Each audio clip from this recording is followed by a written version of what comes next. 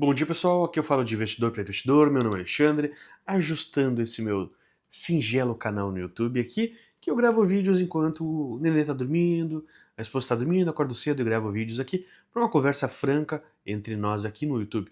Bom, eu tava pensando e eu fiz um rastreamento recentemente aqui na cidade, e se você tiver interesse eu posso estar colocando no próximo vídeo sobre o lucro possível de terrenos, como ganhar dinheiro com terrenos e como evitar ter prejuízos. Então assim, gostou? Gostou do conteúdo? Esse conteúdo te interessa? Escreve aqui terreno. Escreve terreno como um post, escreve aqui e dá o joinha no vídeo que vai ajudar pra caramba na divulgação e no entendimento do YouTube que esse vídeo é relevante, tem pessoas interessadas no YouTube e que você é interessado também.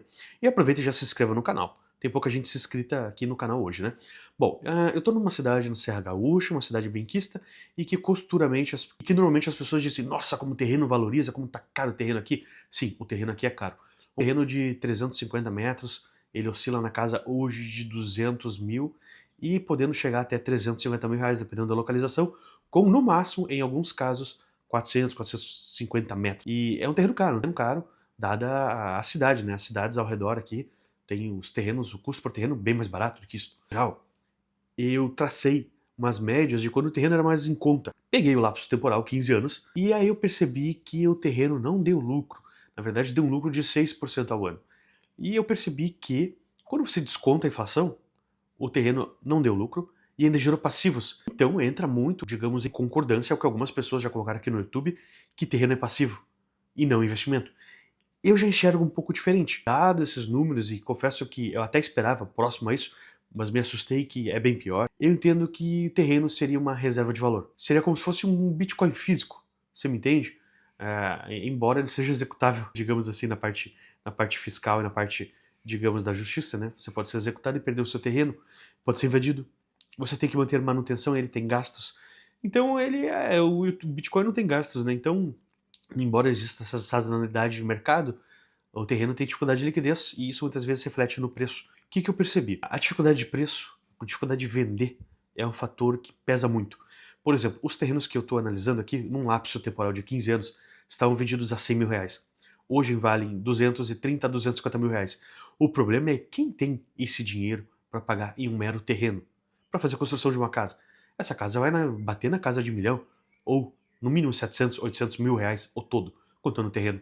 Então você vê que não é para qualquer um, dificulta a questão de liquidez, dificulta a questão de possibilidade de financiamento para aquisição do terreno em si. Detalhe, esse terreno, por ser aqui no município, na parte urbana, você tem que manter limpo, não pode... Tem gente que fica plantando milho, às vezes, dependendo quando o terreno é um pouco mais deslocado da cidade, fica plantando uma hortinha, uma coisa. Aqui você tem que manter ele limpo, né?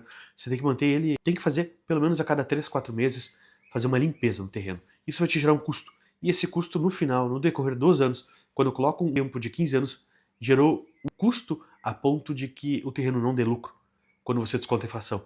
Isso me assusta. Embora que quando você desconta a inflação, boa parte dos produtos não tenham um retorno interessante, a renda fixa bateu e gerou um lucro nesse meio tempo. Ou seja, o terreno perdeu para a renda fixa. Num dos melhores exemplos que eu tenho de valorização imobiliária aqui próximo na minha cidade. E isso causa uma certa estranheza. E entra com a concordância daquilo que eu já disse e penso várias vezes. Para o terreno dar lucro, o preço que você compra é um fator circunstancial. A localização nesse terreno é boa. Então o que eu percebo? Existem terrenos com uma localização boa, mas nem tanto comparada a este, que estão na casa de 85 mil reais aqui na cidade e recentemente foi feito um loteamento, ou seja, é mais novo.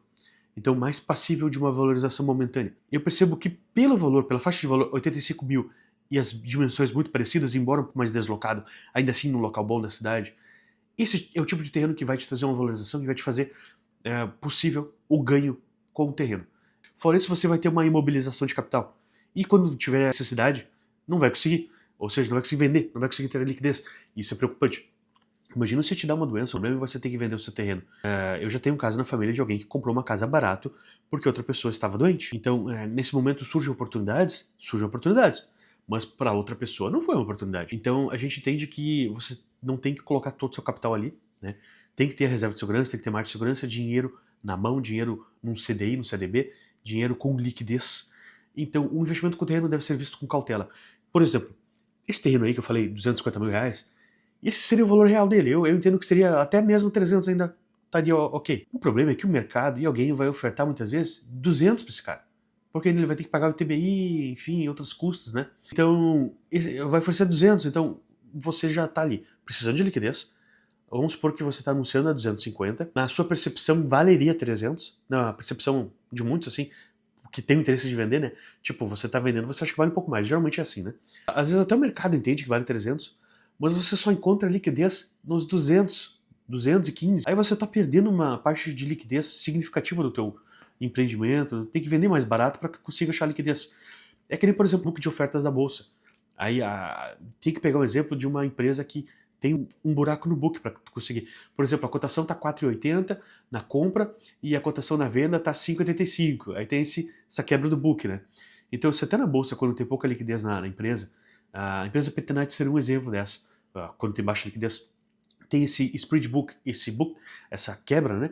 Então, no terreno ocorre também. Como eu disse ali, de 215, 220 para 250, a gente tem uma quebra aí de 30 mil. Então, seriam centavos em ações, mas quando você compra quantidade, seria um impacto similar. Então, você vê que na bolsa tu consegue achar liquidez. Tu sabe, ó, 220 eu acho. Agora o terreno tu não sabe, aí tu vai baixar de 250 para 220 e ainda assim às vezes não vai achar liquidez.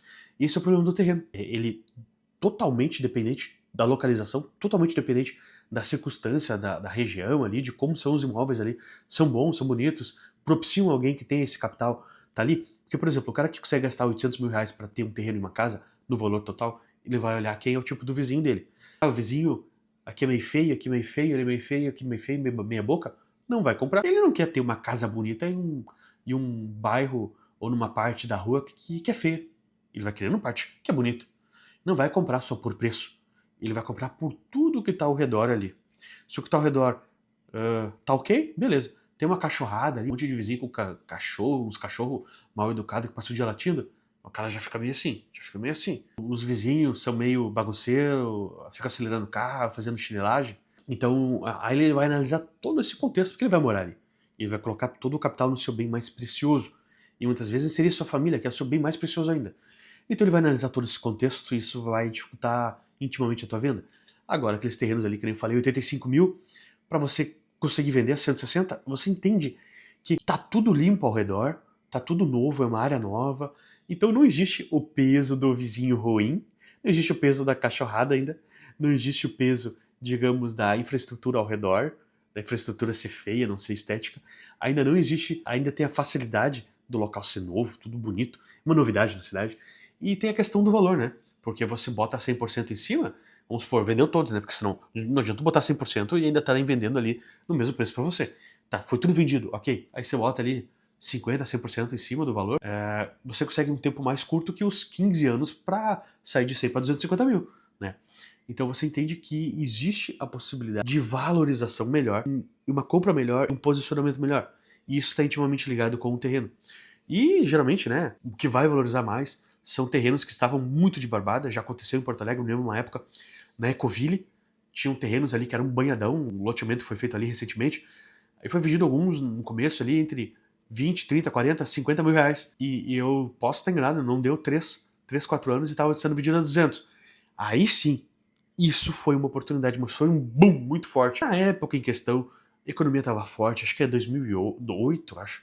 A economia estava forte, 2010, 2008, a economia estava forte, os juros estavam bons, estava tudo funcionando, o setor imobiliário estava em expansão muito grande, tinha aquela coisa de troca de chaves, passar adiante, repasse de imóvel nas chaves para ganhar um lucro, então estava tudo muito moda na época, né?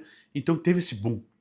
E esse boom gerou oportunidade, que não vai vir a ocorrer normalmente no mercado mais estagnado, mais parado, mais estabilizado. Estabilizado é uma boa palavra. Nem bom nem ruim, mas contínuo crescimento, certo?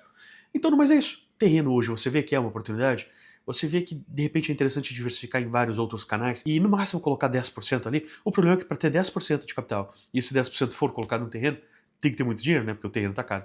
Então, muitas vezes as pessoas compram fundos imobiliários, enfim. Não é geralmente uma boa aquisição, em muitos casos, deixa o tema para outro vídeo. O fundo imobiliário, enfim, cotação que cai muito, aluguel descontado da cotação, eu não gosto tanto desse mercado. Quando foi lançado no meu tempo ali, tinha uma perspectiva muito melhor. Envelheceu mal. O fundo imobiliário em geral envelheceu mal, infelizmente.